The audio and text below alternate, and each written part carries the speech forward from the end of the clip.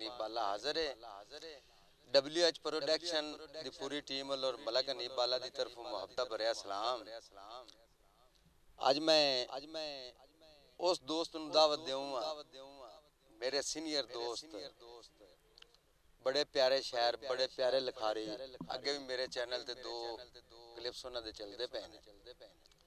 जनाब फैसलाबाद रैशी मोहम्मद सलीम गुलफाम साहब, जनाब मोहम्मद सलीम गुलफाम साहब आओ सुनने होना। मैं दोस्तां नूं महबूब दी आमद सुना रहा। जे आई गया है तू सोना सजन पिछा भाई के जावन दी काली न दस। जे आई गया है तू सोना सजन पिछा भाई के जावन दी काली न दस। हज दा फरीजा करन दे अदात विछड़न दे किस्से तू हाली न दस। ते मनता मनेंदी रे जिंदगी मसारी ते आसी सजन ते करे सा मजारी। मेरी अर्जी रद्द करके लोकां नू चन जिवें लज बेलजिया हई पाली न दस। तेरे बाजू सावल है जिंदगी अधूरी ते हिक पल दी सांदानी तेरी मधुरी। तेरे बाजू सावल है जिंदगी अधूरी ते हिक पल दी सांदानी तेरी मधुरी। मुहब्बत दी चौखट ते नफरत ले आके का भाई जर्दी ए बाली न दस।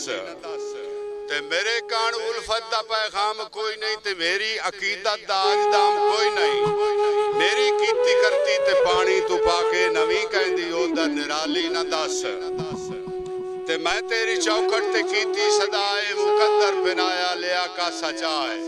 भाई कदी मेरी बाहां ते सरहा तुहाडा तू संगियां को मैना सवाली न दस।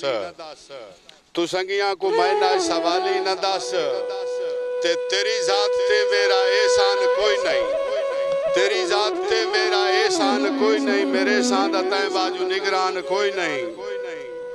जिवें सुन्यारा ते तेरी तांग रख के है जिंदगी चगुल फाम गाली न दस। जिवें सुन्यारा ते तेरी तांग रख के है जिंदगी चगुल फाम गाली न दस। जे आई गया है तू सोना सजन पिछा भाई के जावन दी काली न दस।